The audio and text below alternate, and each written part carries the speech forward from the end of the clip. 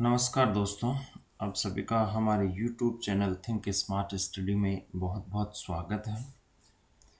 तो हम कॉन्स्टिट्यूशन का एक पार्ट पढ़ रहे थे और कॉन्स्टिट्यूशन में हम पढ़ रहे थे सुप्रीम कोर्ट। सुप्रीम कोर्ट में हम तक पढ़ चुके थे, उसका थोड़ा रिकेप ले लेते हैं। तो देखते हैं क्या क्या हम पढ़ चुके थे।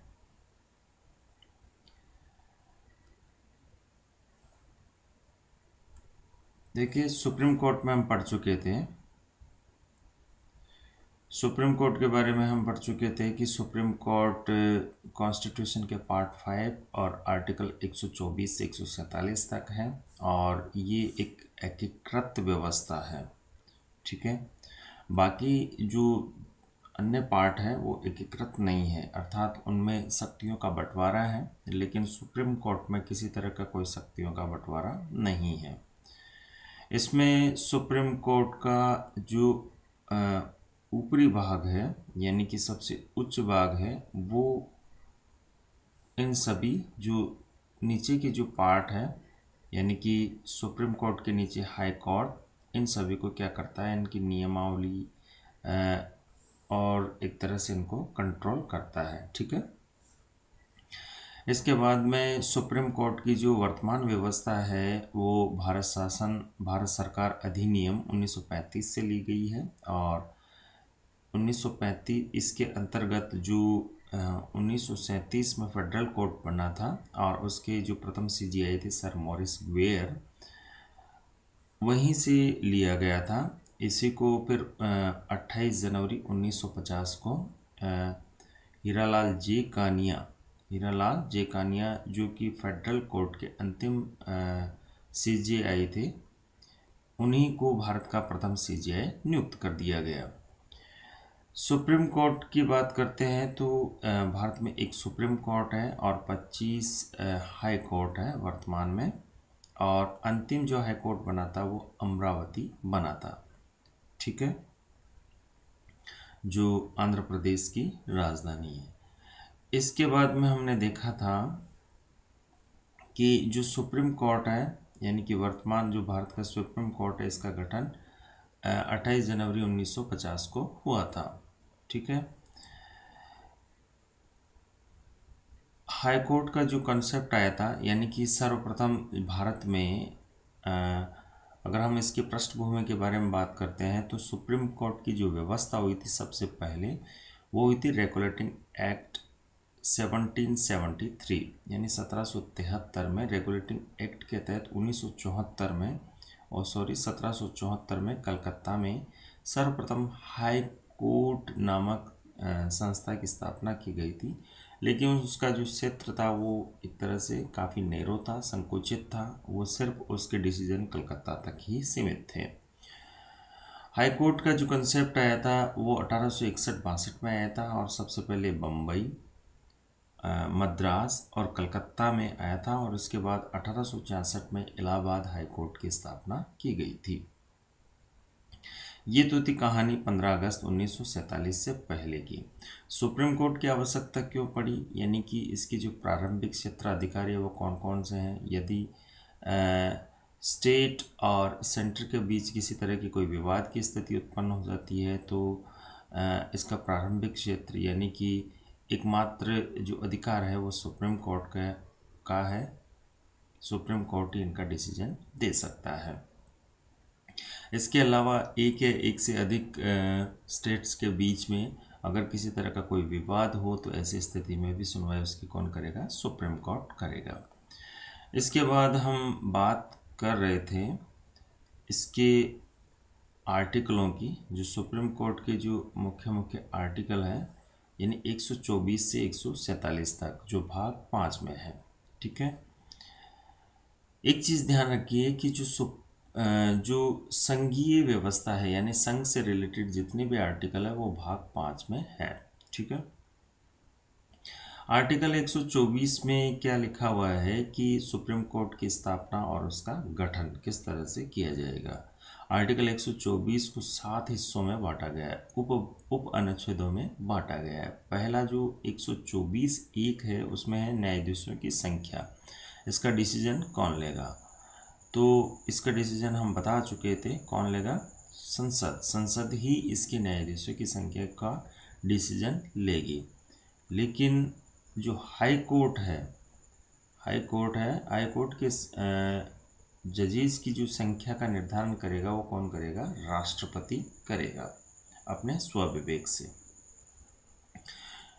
देखिए, जो न्यायाधीशों की जो संख्या में वृद्धि की जाएगी सुप्रीम कोर्ट के न्यायाधीशों में, उसमें जो संसद है वो किसी संविधान संशोधन के तहत ऐसा नहीं करेगी, यानी कि इसको संविधान संशोधन के अंतर्गत नहीं माना जाएगा। इसके बाद में 124 दो में अपॉइंटमेंट है, जो अपॉइंटमेंट कौन करेगा? प्रेसिडेंट करेगा। इसके बाद न्यायाधीशों की योग्यताएं क्या होगी, इसका उल्लेख 124(3) में है। 124(4) में पद से हटाया जाना, यानी कि किस तरह से इम्पीचमेंट जैसा प्रोसेस अपनाकर सुप्रीम कोर्ट के न्यायाधीशों को हटाया जा सकेगा। अब न्यायाधीशों को हटाने का कोई क्राइटेरिया तो होगा, किस आधार पर इनको हटाया जाएगा? तो वह साबित कदाचार और असमर्थता। ये किसके आधार पे होगा? विधि के आधार पर इनका डिसीजन किया जाएगा। 124(6) में शपथ का प्रावधान है, जो प्रेसिडेंट दिलाएगा इनको, राष्ट्रपति दिलाएगा, और उसका जो उल्लेख है, उसका जो प्रारूप का जो उल्लेख है वो अनुसूची 3 में इसका उल्लेख है। 124(7) में है, सुप्रीम कोर्ट की जो जजेस है वो भारत के किसी भी निकाय के समक्ष कार्य नहीं करेंगे या भारत के किसी भी प्राधिकारी के समक्ष वर्क नहीं करेंगे। इसके बाद हमने बात की थी कि आर्टिकल 125 में जजेस यानी कि जो न्यायाधीश है उनके वेतन से संबंधित है सुप्रीम कोर्ट के न्यायाधीशों का। 126 में एक्टिंग जजेस यानी कि जो कार्यवाहक जज है उनकी नियुक्ति कौन करेगा? प्रेसिडेंट करेगा। ठीक है, एक्टिंग यानी कि अगर CJI नहीं होता है तो कार्यवाहक मुख्य न्यायाधीश की नियुक्ति करेगा। ठीक है, 127 के तहत एडोक यानी कि तदर्थ न्यायाधीशों की नियुक्ति की जाएगी। यानी कि मान लीजिए अगर गणपूर्ति की पूर्ति नहीं हो पाती है, कोरम पूर्ति नहीं हो पाती है, मान लीजिए कोई आर्टिकल 145 के तहत अगर कोई संवैधानिक पीठ का गठन किया जाता है। आप जानते हैं कि संवैधानिक पीठ के गठन के लिए हमें न्यूनतम 5 न्यायाधीशों की आवश्यकता होती है, और 5 न्यायाधीश अगर नहीं होते हैं तो ऐसी स्थिति में राष्ट्रपति एडोर्क यानी कि तदर्थ न्यायाधीश की नियुक्ति कर सकता है। 128 यानी रिटायर्ड जजों की नियुक्ति हो सकती है। ठीक है, देखिए जो रिटायर्ड जज होंगे उनके वेतन भत्ते तो सेम होंगे अन्य जजों के समतुल्य, लेकिन ये एक तरह से इनके पावर्स भी होंगे, लेकिन ये कुछ चीज़ों में अन्य न्यायाधीशों की तरह नहीं हो पाएंगे। वो हम बात करेंगे जब 128 की बात करेंगे। 129 यानी अभिलेख न्यायालय, सुप्रीम कोर्ट क्या है? एक अभिलेख न्यायालय, इसका उल्लेख 129 में है। और 130 में सीट ऑफ सुप्रीम कोर्ट यानी कि सुप्रीम कोर्ट का स्थान कहाँ होगा। ठीक है, तो यहाँ तक हम डिस्कस कर चुके थे। अब हम आगे बात करने वाले हैं। सबसे पहले आर्टिकल जो स्टार्टिंग की थी हमने 124 से, तो वहीं से हम शुरुआत करने वाले हैं। ठीक है मित्रों, तो हम बात करते हैं आर्टिकल 124 से। आर्टिकल 124 से हम शुरुआत कर रहे हैं। ठीक है, तो आर्टिकल 124 में क्या लिखा हुआ है? उच्चतम न्यायालय का गठन। ठीक है, जैसा कि मैं पहले बता चुका था कि आर्टिकल 124 में क्या है? स्थापना और गठन, सुप्रीम कोर्ट की स्थापना और गठन के बारे में हम डिस्कस कर चुके थे। ठीक है। तो जो उच्चतम न्यायालय का जो गठन होगा वो किस तरह से होगा, इसमें न्यायाधीशों की संख्या का निर्धारण कौन करेगा, ठीक है। तो 124 के उपबंध 1 में ये लिखा हुआ है कि वर्तमान में जो उच्चतम न्यायालय है उसमें जो मुख्य न्यायाधीशों की संख्या है वो कितनी है, 1 + 33। टोटल कितनी है, 34। यानी वर्तमान में 34 न्यायाधीश है। कहाँ पे, सुप्रीम कोर्ट में, ठीक है। ये मैं पहले ही बता चुका था कि इनकी संख्या का जो निर्धारण है वो कौन करती है, पार्लियामेंट करती है। कौन करती है, संसद करती है, ठीक है। तो इनकी संख्या का निर्धारण कौन करती है, संसद करती है। यहाँ तक क्लियर हो चुका था। देखिए, ये जो संसद इनके सदस्यों की नियुक्ति संख्या का निर्धारण करेगी, इन सदस्यों की, यानी कि जो सुप्रीम कोर्ट के न्यायाधीश है उनकी संख्या का जो निर्धारण करेगी वो अमेंडमेंट के थ्रू नहीं करेगी, यानी कि संवैधानिक यानी कि कॉन्स्टिट्यूशनल अमेंडमेंट नहीं माना जाएगा। ये क्या नहीं है, ये संवैधानिक संवैधानिक संशोधन नहीं माना जाएगा। इनको साधारण बहुमत के माध्यम से इनके क्या किया जाएगा, सदस्यों की, यानी कि सुप्रीम कोर्ट के जो न्यायाधीश है, मुख्य न्यायाधीश तथा अन्य न्यायाधीशों की जो संख्या का निर्धारण किया जाएगा वो किस आधार पर किया जाएगा, साधारण बहुमत के आधार पर ये संसद इसका निर्णय करेगी, ठीक है।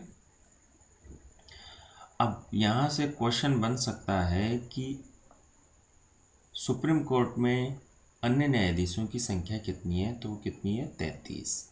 ऐसे भी पूछ सकता है कि सुप्रीम कोर्ट में कुल न्यायाधीशों की संख्या कितनी है, तो वो कितनी है, 34। ऐसे भी पूछ सकता है कि सुप्रीम कोर्ट में मुख्य न्यायाधीश सहित कितनी संख्या है। मुख्य न्यायाधीश सहित न्यायाधीशों की संख्या 34 है, और मुख्य न्यायाधीश रहित बिना मुख्य न्यायाधीश के न्यायाधीशों की संख्या कितनी है, तो 33। तो यहाँ पे हर तरह से आपको तैयार रहना है। अब क्या शुरू से ही 34 ही रही थी, यानी कि जब 28 जनवरी 1950 को सुप्रीम कोर्ट की स्थापना की गई थी तो क्या उस समय भी 34 ही थी, 34 ही मुख्य 34 ही न्यायाधीशों की संख्या थी? नहीं, उस समय कम थी, ठीक है। एग्जैक्ट आंकड़ा मेरे ध्यान में नहीं है, फिर भी मैं आपको बता दूंगा मैं अगले वीडियो में। लेकिन उस समय यानी कि जो उस अब तक जो अभी जो 34 का आंकड़ा है ये कब हुआ, ये अगस्त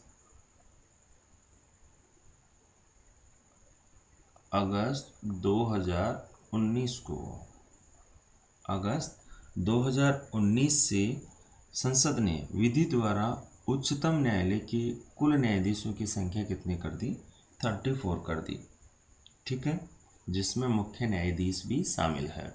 अगस्त 2019 से अब तक 28 जनवरी 1950 के बाद, 28 जनवरी 1950 के बाद अब तक न्यायाधीशों की संख्या में 6 बार वृद्धि की जा चुकी है। कितनी बार, 6 बार वृद्धि की जा चुकी है। ये मैं पहले बता ही चुका था कि वृद्धि करने के लिए किसी संविधान संशोधन की आवश्यकता नहीं है, ठीक है। अब इसके बाद हम बात करते हैं, यहाँ तक न्यायाधीशों की संख्या से रिलेटेड बात होगी।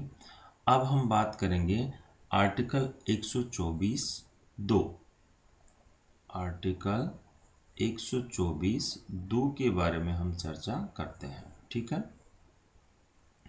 यह आर्टिकल 124(1) की बात होगी और आर्टिकल 124(2) की हम बात करते हैं। 24(2) में क्या है, न्यायाधीशों की नियुक्ति कौन करेगा, राष्ट्रपति करेगा, जैसा कि मैं पूर्व में आपको बता चुका हूँ, ठीक है। यानी कि 124(2) में क्या है, अपॉइंटमेंट, अपॉइंटमेंट कौन करेगा, प्रेसिडेंट करेगा, ठीक है। तो 124(2) क्लियर है। अब कैसे करेगा इसके बारे में थोड़े हम प्रोसेस के बारे में चर्चा कर लेते हैं। ठीक है, अब देखिए इसमें कॉन्स्टिट्यूशन में क्लियर लिखा हुआ है कि उच्चतम न्यायालय के न्यायाधीशों की नियुक्ति राष्ट्रपति करता है। ठीक है, मुख्य न्यायाधीश की नियुक्ति राष्ट्रपति अन्य न्यायाधीश व उच्च न्यायालय के न्यायाधीशों की सलाह के बाद करता है। ठीक है, मुख्य न्यायाधीश के अतिरिक्त अन्य न्यायाधीशों की नियुक्ति में मुख्य न्यायाधीश का परामर्श आवश्यक है। कहने का तात्पर्य ये है कि मुख्य न्यायाधीश की नियुक्ति करते समय मुख्य न्यायाधीश की नियुक्ति राष्ट्रपति करता है और अन्य न्यायाधीश व उच्च न्यायालय के न्यायाधीश की सलाह पर करता है। परंतु जब मुख्य न्यायाधीश की नियुक्ति हो जाती है तो सुप्रीम कोर्ट में अन्य न्यायाधीशों की जो नियुक्ति होती है या हाई कोर्ट में अन्य न्यायाधीशों की जो नियुक्ति होती है वो मुख्य न्यायाधीश के परामर्श पर ही की जाती है, यानी मुख्य न्यायाधीश का परामर्श उसमें आवश्यक हो जाता है। अब साहब यहाँ पर न्यायाधीशों के परामर्श की बात आती है। ठीक है, न्यायाधीश परामर्श, अब इस पे विवाद हो गया कि साहब न्यायाधीशों का परामर्श कैसे, कितने न्यायाधीश इसमें परामर्श देंगे, कितने नहीं देंगे। ठीक है, तो इसमें कई सारी समस्याएं आई कि किसे परामर्श माना जाए और किसे नहीं माना जाए, और इन परामर्शों से रिलेटेड सुप्रीम कोर्ट के जो न्यायाधीश थे उन न्यायाधीशों का जो परामर्श था उससे रिलेटेड 4 केस हमारे सामने हैं जिन्हें हम न्यायाधीश मामले या एक तरह से जुडिशियल केसेस बोलते हैं या जजेस केस बोलते हैं। ठीक है, तो हम 4 केसों के बारे में हम चर्चा करेंगे। ठीक है, पहला जो हमारा केस आता है वो है कौन सा, प्रथम जजेस केस। कौन सा, प्रथम जजेस केस। प्रथम, देखिए थोड़ा सा टेक्निकल प्रॉब्लम है, इस वजह से ये जब मैं लिख रहा हूँ तो अच्छे से प्रॉपर टाइप नहीं हो पा रहा है। फिर भी मैं कोशिश करूँगा कि मैं इस टॉपिक को पूरा कर सकूं। प्रथम जजेस केस, और प्रथम जजेस जो केस आया वो 1982 में अस्तित्व में आया। ठीक है, तो प्रथम जजेस केस आया 1982 में, और इसी केस का जो दूसरा नाम है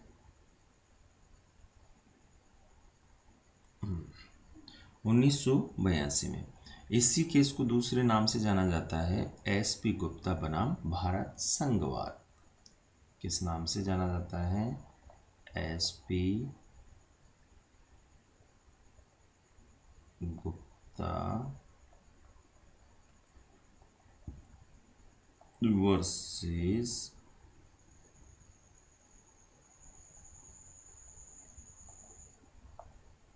यूनियन। ठीक है, एसपी गुप्ता बनाम भारत संघवाद। अब इसमें सर्वोच्च न्यायालय ने क्या निर्णय दिया, देखते हैं कि सर्वोच्च न्यायालय ने इसमें निर्णय दिया कि परामर्श केवल परामर्श है। विवाद कहाँ पे था, परामर्श पे तो था, तो परामर्श पे अब सुप्रीम कोर्ट में सुनवाई हो रही है। सुप्रीम कोर्ट इस चीज़ की व्याख्या कर रहा है कि मैंने पहले ही बताया था कि सुप्रीम कोर्ट क्या है, कॉन्स्टिट्यूशन का गार्डियन है, संरक्षक है, और उसका व्याख्या करता है। अंतिम व्याख्याकर्ता कौन है, कॉन्स्टिट्यूशन का सुप्रीम कोर्ट है।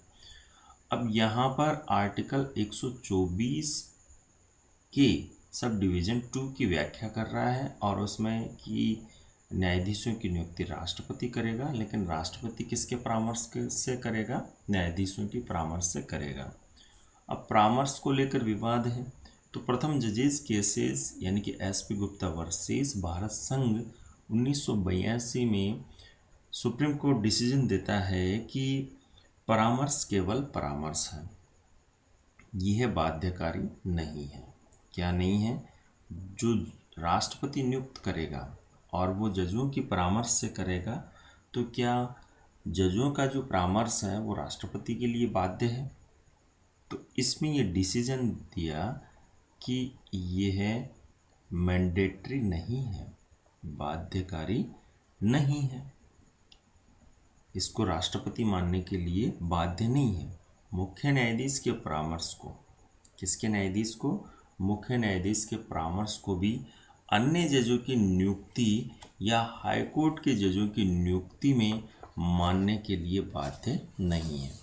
तो क्या चीज़ निकल के आ रही है यहाँ पे कि प्रथम जजेस केसेस 1982 में ये स्पष्ट किया है सुप्रीम कोर्ट ने, सुप्रीम कोर्ट की व्याख्या में या उनके निर्देशन में ऐसा है कि जो राष्ट्रपति है वो सीजेआई यानी मुख्य न्यायाधीश के परामर्श को मानने के लिए बाध्यकारी नहीं है। वो मान भी सकता है, नहीं भी मान सकता है। ठीक है, अब विवाद छिड़ गया साहब यहाँ पे प्रथम जजेस केसेस में, तो ये आ गया। उसके जस्ट लगभग 10 या 11 वर्ष बाद दूसरा जजेस केसेस आया, सेकेंड जजेस केस। ठीक है, अब दूसरे जजेस केसेस में क्या आया? सेकेंड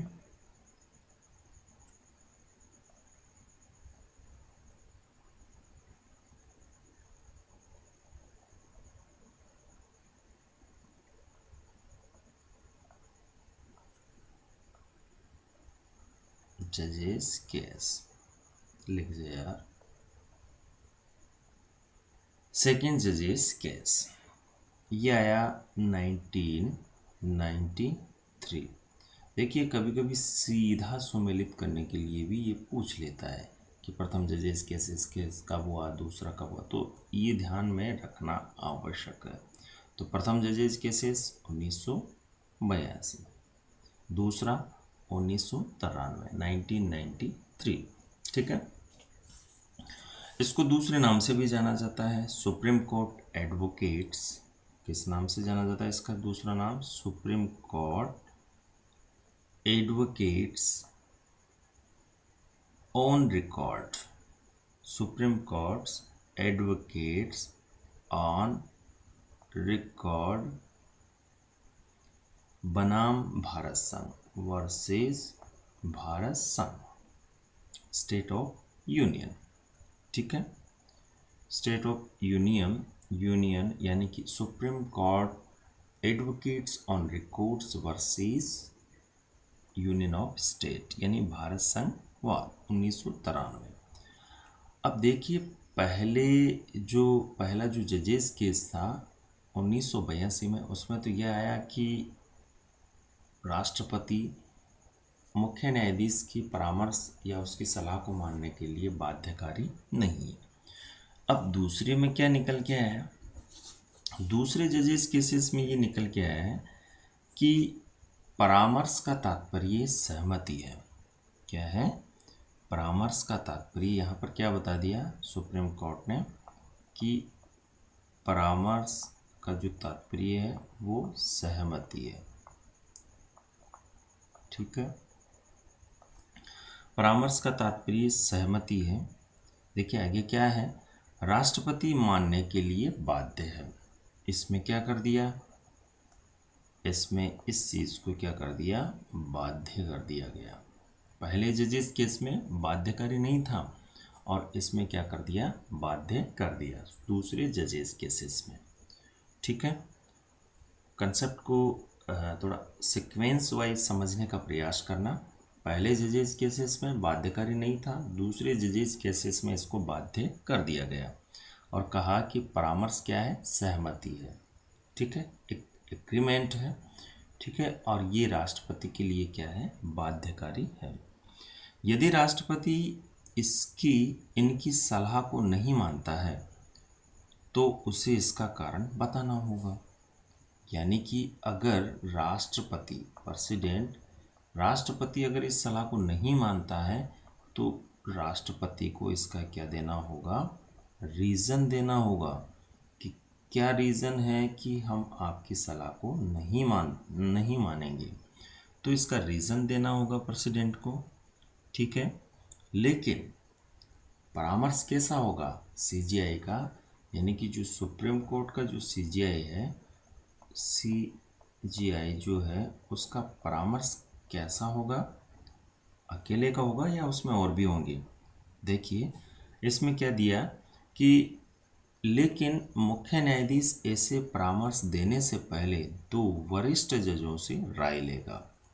दो सीनियर जज हैं, यानी कि रैंक में जो सीजीआई से नीचे दो जज है, उन जजों से क्या लेगा, वो सहमति लेगा और उसके बाद वो राष्ट्रपति को परामर्श देगा या सहमति देगा।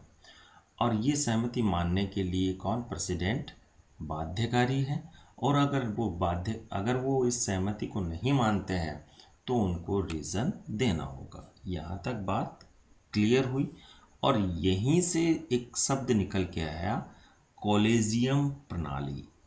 क्या निकल के आई, कॉलेजियम प्रणाली।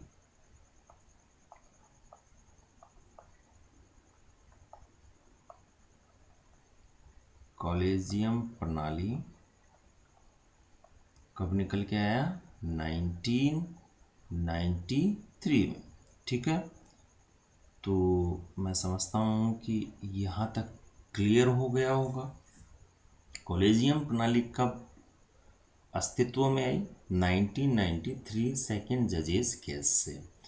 अब देखिए पहले जजेस केस में बाध्यकारी नहीं था, यानी कि परामर्श को लेकर एक बहस छिड़ गई थी। सुप्रीम कोर्ट ने उसकी व्याख्या की और सुप्रीम कोर्ट ने कहा कि राष्ट्रपति किसको मानने के लिए बाध्यकारी नहीं है, सीजीआई की सहमति को, सीजीआई के परामर्श को मानने के लिए क्या नहीं है, बाध्यकारी नहीं है। पहले में तो मामला अलग था।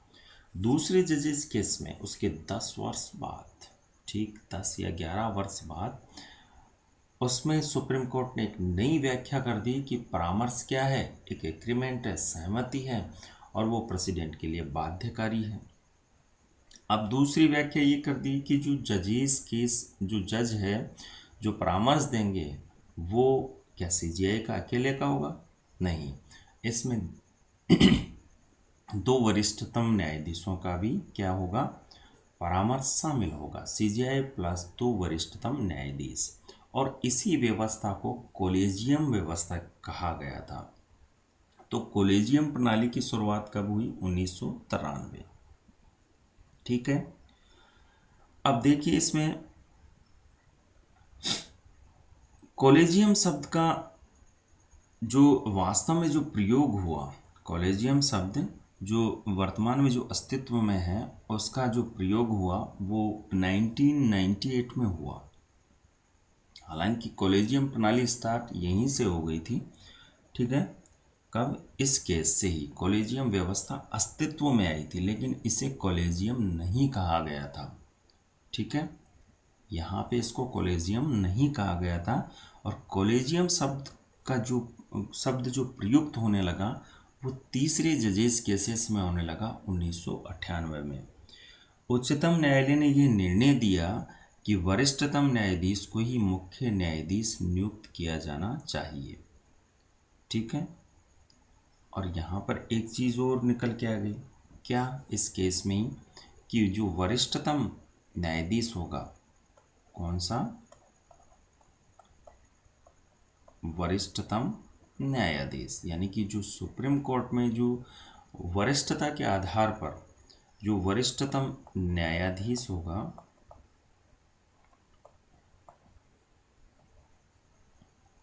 वरिष्ठतम न्यायाधीश को ही सीजीआई के लिए क्या दिया जाएगा, प्रेफरेंस दिया जाएगा, उसी को प्रथम प्राथमिकता दी जाएगी, ठीक है।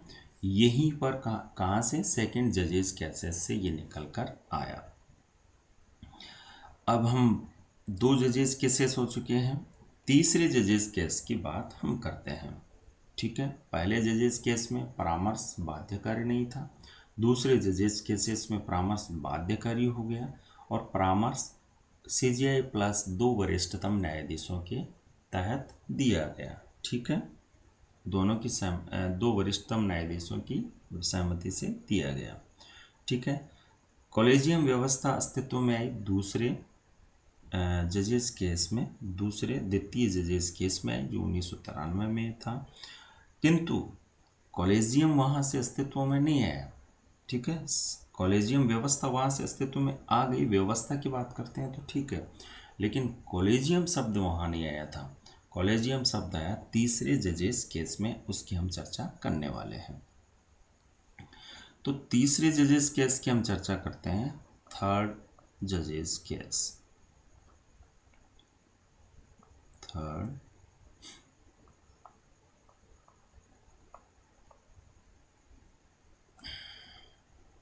एक मिनट,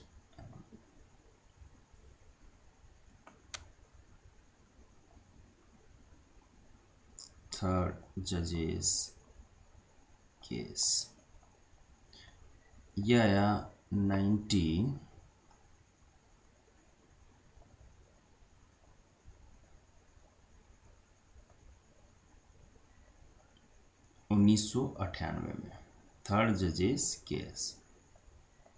ठीक है, थर्ड जजेस केस आया 1998 में।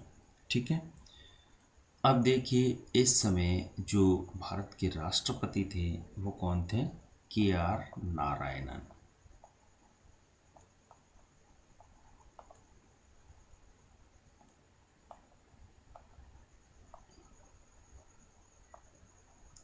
कौन थे, KR नारायणन। अब आपको पता है कि आर्टिकल 143 के तहत राष्ट्रपति सुप्रीम कोर्ट से क्या ले सकता है, परामर्श ले सकता है, राय ले सकता है। ठीक है, तो 143 के तहत जो तात्कालिक यानी 1998 में तात्कालिक जो राष्ट्रपति थे KR नारायणन, उन्होंने सुप्रीम कोर्ट से परामर्श मांगा। और परामर्श में क्या मांगा इन्होंने, पूछा कि मुख्य न्यायाधीश के लिए अन्य 2 वरिष्ठ न्यायाधीशों की राय का क्या महत्व है। जो दूसरे जजेस केस में जो मुद्दा था, सुप्रीम कोर्ट ने व्याख्या की थी कि परामर्श बाध्यकारी है और वो परामर्श कौन देगा, CJI प्लस 2 वरिष्ठतम न्यायाधीश। अब यहाँ KR नारायणन ने आर्टिकल 143 के तहत सुप्रीम कोर्ट से सलाह ली, परामर्श मांगा।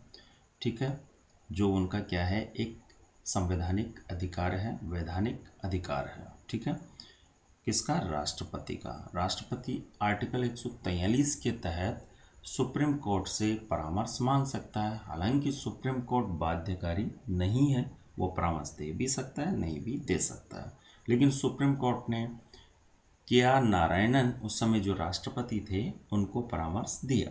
और क्या परामर्श दिया इन्होंने, KR नारायणन ने ये पूछा कि परामर्श, जिस परामर्श की आपने सेकंड जजेस केस में बात की है उसका महत्व क्या है। ठीक है, उसकी इम्पोर्टेंस क्या है, इस बारे में उन्होंने क्या मांगा, परामर्श मांगा। ठीक है, अब परामर्श में क्या था, इस समय जब परामर्श मांगा तब कॉलेजियम का विस्तार हुआ। अब कॉलेजियम का विस्तार क्या हुआ, देखिए पहले तो क्या था, CJI प्लस 2 जजेस के 2 वरिष्ठतम न्यायाधीश थे, लेकिन इसमें थर्ड जजेस केस में इसको बढ़ाकर क्या कर दिया गया, 4 कर दिया गया। ठीक है, यानी कि 2+2 कर दिया गया, यानी कि अब क्या हो गया, CJI प्लस 4 जजेस केस तीसरे जजेस केस में। दूसरे जजेस केस में तो क्या था, दूसरे यानी कि CJI प्लस 2। ठीक है, ये था दूसरे जजेस केस में।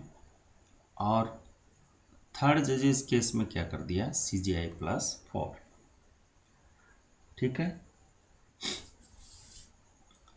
अब ये कहता है कि तब यहाँ पे कॉलेजियम प्रणाली अस्तित्व में आई थी, लेकिन कॉलेजियम शब्द का प्रयोग तीसरे जजेस केस में किया गया था। शब्द का प्रयोग कब किया गया था? तीसरे जजेस केस में। और कॉलेजियम का विस्तार कब हुआ था? तीसरे जजेस केस 1998 में। ठीक है। इन्होंने ये कहा, महत्व के बारे में चर्चा करते हैं अब। ठीक है। अब महत्व के बारे में इन्होंने कहा कि अब कॉलेजियम मुख्य न्यायाधीश व 4 वरिष्ठतम जजों से मिलकर बनेगा। ठीक है, सुप्रीम कोर्ट ने कहा। लेकिन एक महत्वपूर्ण बात क्या कही कि कॉलेजियम में निर्णय सहमति से होता है, ना कि बहुमत से। सबसे बड़ी बात यह है कि यहाँ बहुमत नहीं है, यहाँ क्या है, परामर्श को इन्होंने क्या बताया? सहमति बताया है। यानी कि जो कॉलेजियम क्या है, सहमति है, ना कि क्या, बहुमत। यानी कि जैसे 5 जज हैं और 5 जजों में से 3 जजों ने कहा कि भाई एक्स व्यक्ति क्या बनना चाहिए, जज बनना चाहिए, तो ये तो हो गया क्या है, बहुमत। यानी कि 3:2, ये तो हो गया क्या, बहुमत। भाई एक्स व्यक्ति को जज बनाना है। लेकिन सुप्रीम कोर्ट ने कहा कि ऐसा नहीं होगा, ये क्या होगा, सहमति होगी। और सहमति किनकी होगी? पूरे 5 जजों की होगी। और 5 जज जब तक किसी भी व्यक्ति के बारे में सहमति नहीं देंगे, तब तक उसे विधि मंत्रालय या सरकार को उसका नाम रिकमेंड नहीं किया जाएगा। ठीक है। जब कॉलेजियम 5 व्यक्ति, मान लीजिए एक्स व्यक्ति है, एक्स व्यक्ति पे 5 जजेस यानी जो कॉलेजियम है, यानी कि सीजीआई प्लस 4 वरिष्ठतम न्यायाधीश, उन्होंने मोहर लगा दी कि एक्स व्यक्ति हमारी नज़र में जज बनने लायक है। ये नाम जाएगा कहाँ पे? विधि मंत्रालय के पास, यानी कानून मंत्रालय के पास। और कानून मंत्रालय उसको अप्रूवल करके कहाँ पे भेजेगा? राष्ट्रपति के पास। और राष्ट्रपति उस एक्स व्यक्ति को क्या बनाएगा? जज बनाएगा। ठीक है, क्लियर यहाँ तक? तो तीसरे जजेस केस में क्या हुआ? कॉलेजियम शब्द है और कॉलेजियम का विस्तार हुआ। ठीक है। यहाँ सहमति का महत्व क्या है? के आर नारायणन ने आर्टिकल 143 के तहत पूछा। उस सहमति के बारे में सुप्रीम कोर्ट ने व्याख्या की कि उन्होंने कहा कि परामर्श सहमति है, बहुमत नहीं है। क्लियर? तो यहाँ पे जैसे कथन से रिलेटेड कोई क्वेश्चन आ सकता है सत्य असत्य का, तो वहाँ पर सहमति न देकर बहुमत दे सकता है, तो यहाँ पे फंसा सकता है, तो थोड़ा सा ध्यान रखना। तो 3 जजेस केसेस अब तक हो चुके हैं। ठीक है। तो यहाँ पे सबसे बड़ी बात यही है कि जो तीसरे जजेस केसेस में जो परामर्श है वो सहमति है, ना कि बहुमत। दूसरे जजेस केस में भी क्या थी? सहमति थी। ठीक है। पहले जजेस केस में तो परामर्श ये बाध्यकारी था ही नहीं, लेकिन दूसरे और तीसरे में बाध्यकारी कर दिया गया। ठीक है, क्लियर? अब हम बात करते हैं अगले जजेस केस की। इसमें कौन सा जजेस केस है? अगला चौथा जजेस केस। इसमें 4th जजेस केस की हम बात करते हैं। 4th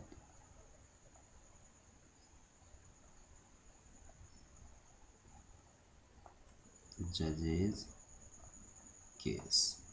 ठीक है। तो 4th जजेस केस कब आया? 2015। क्लियर? इसमें क्या हुआ?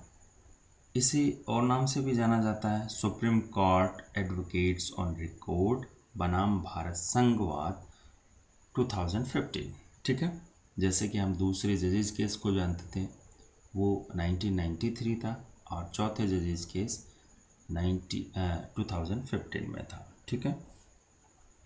इस निर्णय में सर्वोच्च न्यायालय ने 99 संविधान संशोधन, ठीक है, 99 अमेंडमेंट जो हुआ, कॉन्स्टिट्यूशन अमेंडमेंट हुआ, जो कब हुआ था? 2014 में हुआ था। यानी कि बीजेपी की गवर्नमेंट आने के बाद, यानी कि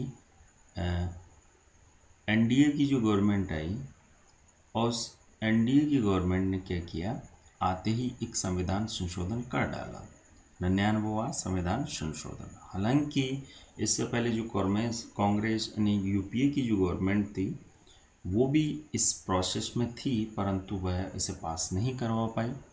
लेकिन एनडीए की गवर्नमेंट ने आते ही, यानी बीजेपी की जो गवर्नमेंट थी उसने आते ही ये संविधान संशोधन कर डाला।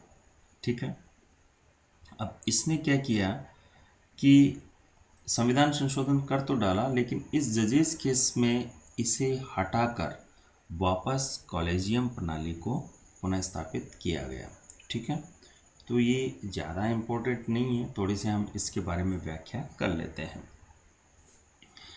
99वां संविधान संशोधन यानी 99 कॉन्स्टिट्यूशन अमेंडमेंट क्या था, इसके बारे में हमें थोड़ा फ्लैशबैक में जाना पड़ेगा। ठीक है, देखिए हुआ क्या, हुआ यूँ कि जो कॉलेजियम की व्यवस्था थी वो एक तरह से सही नहीं थी, उसकी काफ़ी आलोचनाएं हो रही थी, यानी कि जज अपने ही अनुसार स्वयं को ही नियुक्त करते हैं। इस चीज़ को लेकर एक बहस छिड़ी हुई थी। इसलिए 2014 से पहले, ठीक है, 2014 से पहले इसकी आलोचनाएं हो रही थी। ठीक है, ये आलोचनाएं हो रही थी कि ये इसमें पारदर्शिता का अभाव है, इसमें पारदर्शिता नहीं है और इसलिए इस व्यवस्था को बंद किया जाए। ठीक है, इसमें भाई भतीजावाद का आरोप लग रहा था, कुछ परिवारों का दबदबा था। ठीक है, क्योंकि जजों की नियुक्ति करते थे तो सीधी सी बात है कि अपने परिवार के प्रति उनकी थोड़ी सिंपैथी होती थी।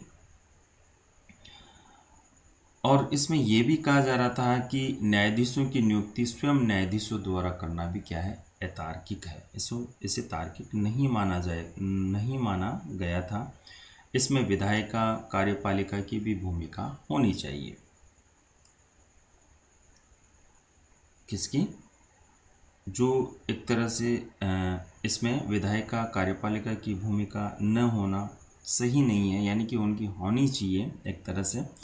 और ये एक तरह से जो वर्तमान कॉलेजियम व्यवस्था है वो व्यवस्था क्या है, लोकतंत्र के अनुरूप नहीं है। अब साहब इतना होने के बाद में गवर्नमेंट ने हुकार भरी कि हम इसे बदलेंगे। ठीक है, जैसे ही बीजेपी की गवर्नमेंट आई, बीजेपी की गवर्नमेंट ने कहा कि हम इसे बदल के रखेंगे, यानी कि एनडीए की गवर्नमेंट ने ऐसा सोचा तो 99वां संविधान संशोधन कर दिया उन्होंने। ठीक है, 99 वा कॉन्स्टिट्यूशन अमेंडमेंट एक्ट 2014 में रखा उन्होंने और पास कर दिया। सर्वोच्च न्यायालय एवं उच्च न्यायालय, यानी कि जो क्या था उसमें 99वां संविधान संशोधन था क्या, इसमें यह था कि सर्वोच्च न्यायालय और उच्च न्यायालय के न्यायाधीशों की नियुक्ति के लिए बने कोलेजियम प्रणाली को नए निकाय यानी कि इस अमेंडमेंट की तरह कौन सा निकाय, नई एक एजेंसी की स्थापना की गई, राष्ट्रीय न्यायिक नियुक्ति आयोग, जिसे क्या कहा गया, एनजेक। क्या कहा गया, NJAC, national judiciary appointment commission, national judiciary appointment commission. Clear यहाँ तक? से प्रतिस्थापित कर दिया गया। किसको? कॉलेजियम के स्थान पे क्या ले आए गवर्नमेंट, एनजेक। ठीक है, इसको प्रतिस्थापित कर दिया गया, जिसे 2015 में सर्वोच्च न्यायालय द्वारा असंवैधानिक घोषित कर दिया गया। उन्होंने कहा चौथे जजेस केसेस में कि एनजेक संवैधानिक नहीं है, गलत है, तो एनजेक को इन्होंने क्या कर दिया गया, इसको एनजेक को इन्होंने असंवैधानिक घोषित कर दिया। ठीक है, परिणाम स्वरूप क्या हुआ कि जो पुरानी कॉलेजियम प्रणाली पुनः कार्यरत हो गई, वापस स्टार्ट हो गई, और सर्वोच्च न्यायालय का ये निर्णय फोर्थ जजेस केसेस 2015 के नाम से जाना गया। क्लियर यहाँ तक? तो मैं समझता हूँ कि यहाँ चारों जजेस केसेस आपके अच्छे से समझ में आ गए होंगे। तो पहले जजेस केसेस में तो क्या था, सिंपल सी बात थी, क्या थी? परामर्श। परामर्श क्या है? पहले जजेस केस में परामर्श, जो परामर्श है राष्ट्रपति को जो सीजीआई परामर्श देगा वो क्या बाध्यकारी है? तो उन्होंने सुप्रीम कोर्ट ने कहा है कि ये बाध्यकारी नहीं है। दूसरे जजेस केसेस में इसको बाध्यकारी कर दिया गया और परामर्श जो होगा वो सीजीआई प्लस अन्य दो वरिष्ठतम न्यायाधीशों का होगा। अगर मान लीजिए प्रेसिडेंट इस परामर्श को मानने से मना करता है तो उसे रीज़न देना होगा और परामर्श को यहाँ पे सहमति बताया गया। ठीक है, वरिष्ठतम न्यायाधीश और इसी सेकंड जजेस केसेस में ये डिसाइड किया गया कि अब जो सीजीआई बनेगा वो वरिष्ठता के आधार पे बनेगा। ठीक है, गड़बड़ नहीं होगी, जैसे इंदिरा गांधी के समय में गड़बड़ हुई थी वैसे गड़बड़ नहीं की जाएगी। तीसरे जजेस केसेस में ये हुआ कि के आर नारायणन ने अपने संवैधानिक अधिकार आर्टिकल 143 का प्रयोग करते हुए सुप्रीम कोर्ट से ये पूछा कि आपके जो परामर्श देते हो उसका महत्व क्या है, क्या वो बहुमत है या सहमति है? तो यहाँ पे कॉलेजियम का विस्तार हुआ और सीजीआई प्लस अन्य वरिष्ठतम न्यायाधीशों की सहमति पर जोर दिया गया, ना कि बहुमत पर। ठीक है, यहाँ तक क्लियर। और कॉलेजियम शब्द का प्रयोग भी तीसरे जजेस केसेस में किया गया था, लेकिन कॉलेजियम की जो प्रणाली थी वो दूसरे जजेस केसेस में आ चुकी थी, लेकिन इस कॉलेजियम शब्द के का उपयोग पहली बार तीसरे जजेस केसेस में किया गया था। चौथा जो जजेस केस आया उस केस में क्या था? एनजेक की स्थापना की गई थी एनडीए गवर्नमेंट के थ्रू। तो उस एनजीए को हटाकर वापस किसको बहाल किया गया? कॉलेजियम व्यवस्था को बहाल किया गया। अब हम बात करेंगे एनजेक। एनजेक के बारे में हम चर्चा करेंगे आगे, इसको विस्तार से जानेंगे। ठीक है, देख लेते हैं हम फटाफट इसको, थोड़ा थोड़ा, ज़्यादा इम्पोर्टेंट नहीं है, बस एनजेक आपको ध्यान में रखना है कि जो चौथा जजेस केसेस है, हालांकि ये एनजीए का वर्तमान में अस्तित्व में नहीं है, लेकिन थोड़ा मोटा मोटा इसको समझ लेते हैं। संविधान समीक्षा आयोग ने, ये किसके कहने पे है? संविधान समीक्षा आयोग ने कहा कि न्यायाधीशों की नियुक्ति के संदर्भ में अनुशंसा करने हेतु न्यायिक नियुक्ति आयोग की स्थापना करने की अनुशंसा की कि एक ऐसा आयोग होना चाहिए जो किसकी नियुक्ति करे? जजेस की नियुक्ति करे। अब संविधान समीक्षा आयोग की बात को सरकार ने थोड़ा सीरियस लिया और उन्होंने क्या कर डाला? 2014 में 99वां संविधान संशोधन कर डाला। ठीक है, और कॉलेजियम प्रणाली में व्याप्त भेदभाव के कारण न्यायाधीशों की नियुक्ति के लिए अनुच्छेद 124 जोड़ा गया। एनजेक के तहत 124 जोड़ा, जो आर्टिकल 124 है उसमें ए को प्रतिस्थापित कर दिया गया। ठीक है, तथा एनजेक के गठन का प्रावधान किया गया। किस आर्टिकल के तहत? 124 के तहत एनजेक का प्रावधान किया। इसी के बाद में फिर इन्होंने इसी में आर्टिकल 124 के तहत क्या जोड़ा? इसमें इन्होंने फिर से 124 124 124 और 124 तीन चीज़ें जोड़ी इन्होंने। 124 के तहत एनजेक को उच्च न्यायालयों में मुख्य न्यायाधीश व अन्य न्यायाधीशों की नियुक्ति व स्थानांतरण करना है। तो यहाँ पर 124 में अपॉइंटमेंट और ट्रांसफ़र की पावर दी गई, किसको? एनजेक को। ठीक है, एनजेक का गठन 124 के तहत हुआ और 124 के तहत ये न्यायाधीशों की नियुक्ति करेगा और क्या करेगा? ट्रांसफ़र करेगा। ठीक है, न्यायिक नियुक्ति आयोग की स्थापना हेतु वर्ष 2012 में ही लोकसभा में 120वां संविधान संशोधन विधेयक लाया गया। ठीक है, ये कौन से संविधान विधेयक से है? संविधान संशोधन विधेयक 120वां। और इसे कब लाया गया? 2012 में, जिस समय किसकी गवर्नमेंट थी? मनमोहन सिंह की गवर्नमेंट थी। ठीक है, 2012 में इसको किस में लाया गया? लोकसभा में। लोकसभा में इसको रखा गया, विधेयक लाया गया। वर्ष 2014 में लोकसभा भंग हो जाने के कारण ये विधेयक भी समाप्त हो गया।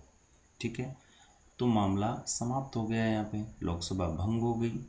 और लोकसभा, जैसा कि लोकसभा में कोई भी बिल होता है तो लोकसभा भंग होने के साथ ही वो क्या हो जाता है? समाप्त हो जाता है। इसके बाद में अगस्त 2014 में फिर से एनडीए की गवर्नमेंट आई। किसकी? नरेंद्र मोदी की। नरेंद्र मोदी ने 121वां बिल रखा। कौन सा? 121वां संविधान संशोधन विधेयक लाए वो 121वीं अगस्त 2014 में। थोड़ा मोटा मोटा ध्यान रख लीजिएगा, डेट इतनी इम्पोर्टेंट नहीं है। 2014 में नरेंद्र मोदी ने 121वां संविधान संशोधन विधेयक रखा। उन्होंने 1 जनवरी 2015 से यह 99वें संविधान संशोधन के रूप में लागू हुआ। इसके द्वारा 3 अनुच्छेद जोड़े गए। ठीक है, ये कब लागू हुआ? एनजेक 1 जनवरी 2015। ठीक है, 1 जनवरी 2015 को इसे लागू कर दिया गया और इसमें 3 आर्टिकल जोड़े गए, 124A, 124B और 124C। ठीक है, यहाँ तक क्लियर। अब देखिए 124A में क्या है। 124A में एनजेक में कुल कितने सदस्य होंगे? एनजेक का जो गठन किया जाएगा 124A के तहत, उसमें 6 सदस्य होंगे। कितने मेंबर होंगे? 6 मेंबर होंगे। कितने मेंबर होंगे? 6 मेंबर होंगे। अब देखिए हम पहले मेंबर की बात करते हैं। पहला कौन होगा इसमें? इसका अध्यक्ष कौन होगा? इसका प्रेसिडेंट सीजेआई होगा, भारत का मुख्य न्यायाधीश। इसका क्या होगा? प्रेसिडेंट होगा, अध्यक्ष होगा। इसके बाद जो दूसरा जो सदस्य होगा, ठीक है, दूसरे उच्चतम न्यायालय के 2 वरिष्ठतम न्यायाधीश, यानी कि सुप्रीम कोर्ट की इसमें 2 न्यायाधीश होंगे। ठीक है, कितने सदस्य होंगे? 3। तीसरे की हम बात करते हैं तो इसमें विधि मंत्री होगा। कुछ पदेन अधिकारी भी होंगे, पदेन सदस्य होंगे इसके। तो पदेन सदस्यों में विधि मंत्री होगा, कानून मंत्री होगा। ठीक है, विधि मंत्री। इसके बाद नंबर 4 पे हम बात करते हैं। कितने हो गए? 4 हो गए। 6 मेंबर लेने अपने को। 2 विधि विशेषज्ञ होंगे, विशेषज्ञ सदस्य होंगे, जिनमें से एक सदस्य SC या ST का होगा। ठीक है, इसमें 2 विधि विशेषज्ञ होंगे, विधि विशेषज्ञ।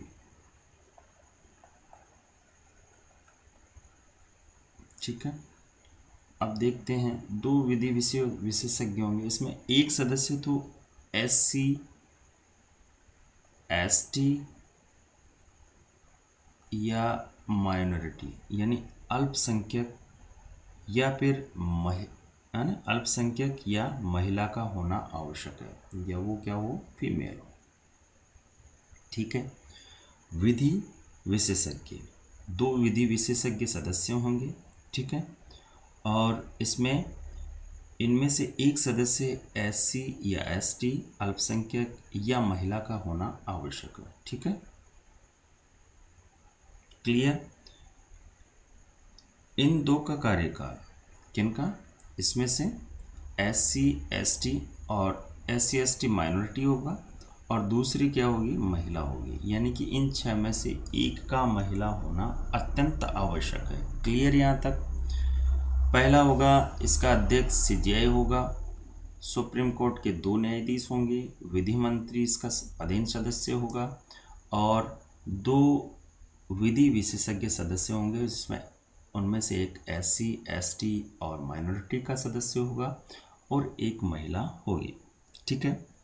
इन दो सदस्यों का कार्यकाल, सिर्फ इन दो सदस्यों का कार्यकाल कितने वर्ष का होगा? 3 वर्ष का कार्यकाल होगा। ठीक है। 3 ईयर इनका क्या होगा? टेन्योर होगा। क्लियर यहाँ पर? तो ये समझ में आ गया होगा। और पुनर्नियुक्ति नहीं हो सकती इस पद पर यानी कि इनकी पुनर्नियुक्ति नहीं हो पाएगी। ठीक है। नियुक्ति एक समिति द्वारा की जाएगी। इन दो सदस्यों की नियुक्ति कौन करेगा? या इनमें तो कोई दिक्कत है ही नहीं, इनकी एक समिति द्वारा नियुक्ति की जाएगी। इस समिति में कौन कौन होगा? इस समिति में देखिए, इसमें CJI होगा, PM होगा और विपक्ष का नेता होगा। विपक्ष का नेता होगा। तो ये आर्टिकल 124A के तहत NJ की जो का गठन किया गया था उसमें 6 मेंबर होंगे। इसका अध्यक्ष CJI होगा। सुप्रीम कोर्ट के 2 न्यायाधीश होंगे। विधि मंत्री इसका पदेन सदस्य होगा और 2 विधि विशेषज्ञ होंगे। ठीक है, जिसमें एक SC ST और माइनॉरिटी का होगा, एक महिला होगी। इनका टेन्यूर, इन सिर्फ 2 सदस्यों का, विधि विशेषज्ञ जो सदस्य होंगे इनका जो कार्यकाल 3 वर्ष है और इनकी नियुक्ति के लिए एक समिति होगी। वो कौन होगी? कौन सी? उसमें CJI, प्रधानमंत्री और विपक्ष का नेता होगा। ध्यान रखिए, इनकी पुनर्नियुक्ति नहीं होगी। ठीक है, क्लियर यहाँ पर? अब बात करते हैं हम 124B की। ठीक है, 124A हो गया, जो 12499 संविधान संशोधन के तहत संविधान में 3 धाराएं जोड़ी गई, 3 अनुच्छेदों के अनुच्छेद जोड़े गए थे, 124A, 124B, 124C। तो हम बात करेंगे कि 124A की हम बात कर चुके थे, अब बात करेंगे 124B की। 124B, इसके बारे में हम चर्चा करेंगे। अब 124B में क्या है देखते हैं। इसमें NJ के कार्यों का उल्लेख है। किसके? NJ कैसे कार्य करेगा? NJ के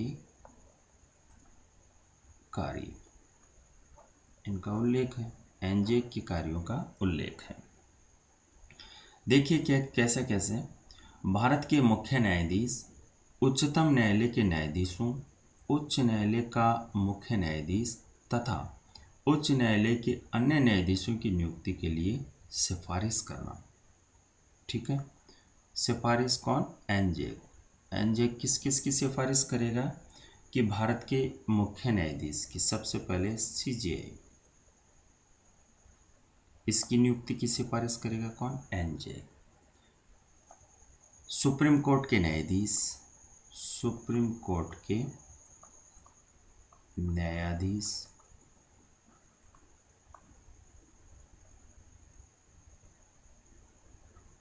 ठीक है, सुप्रीम कोर्ट के न्यायाधीश, CJI प्लस सुप्रीम कोर्ट के न्यायाधीश, हाई कोर्ट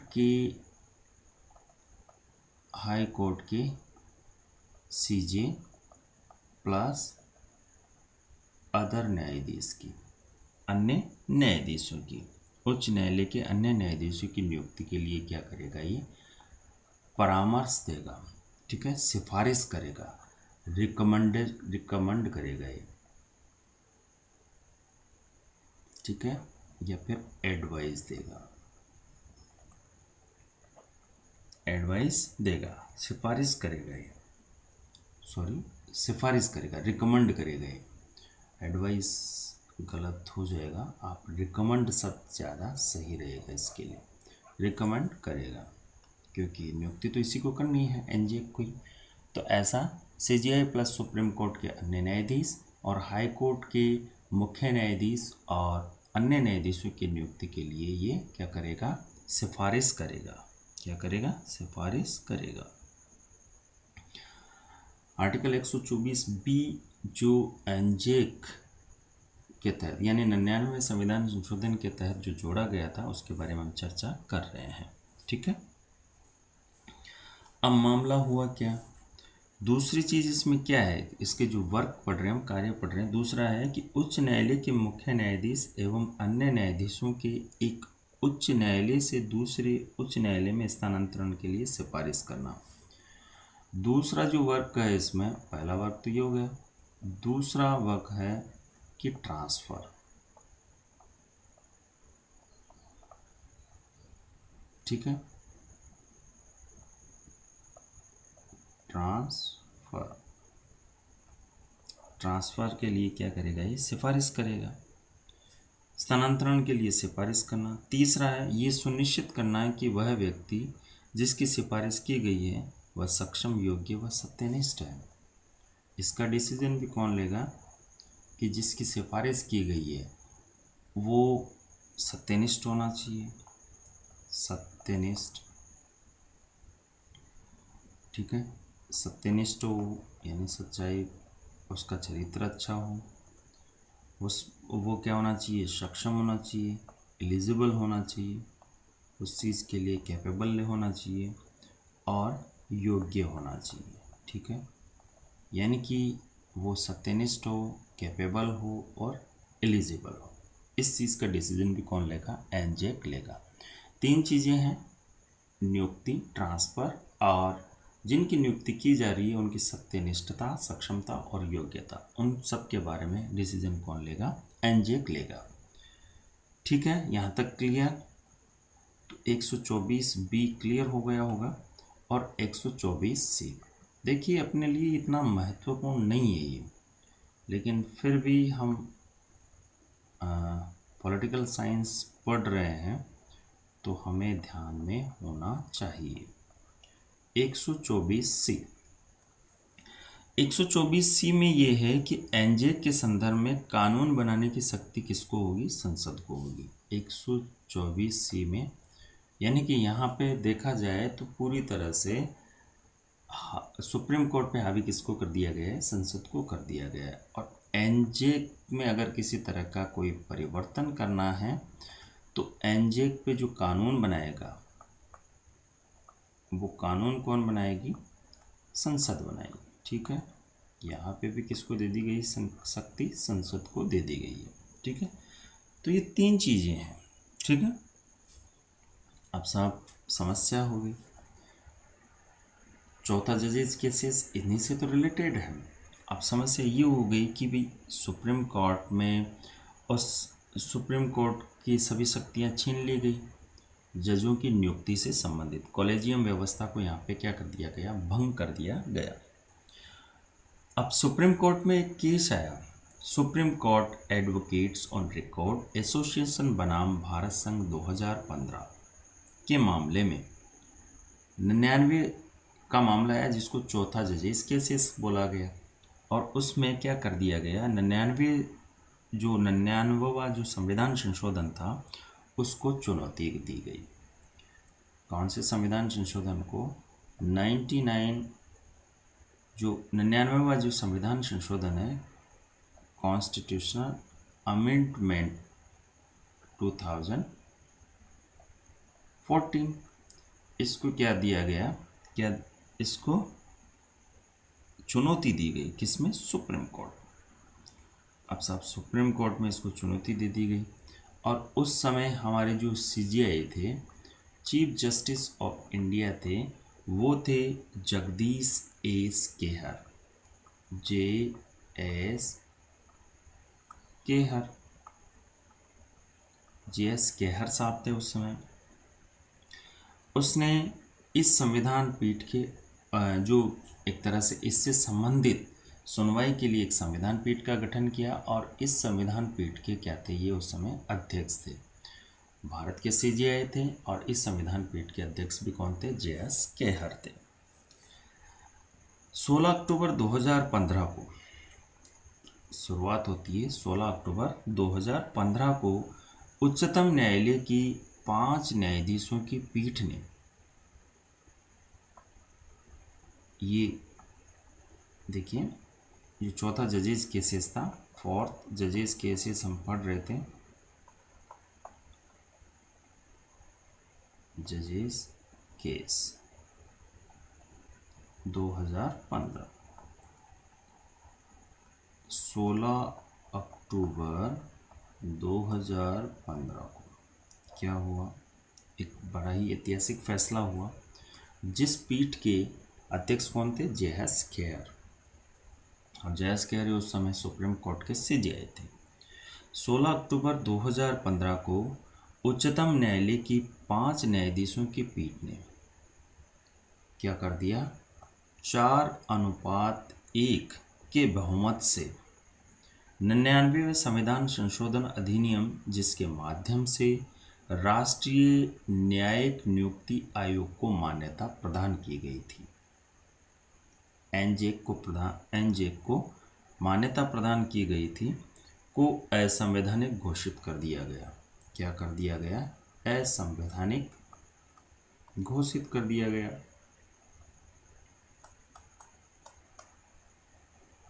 असंवैधानिक घोषित कर दिया गया। असंवैधानिक घोषित कर दिया गया तथा कॉलेजियम व्यवस्था को फिर से मान्यता प्रदान की गई और वापस 16 अक्टूबर 2015 से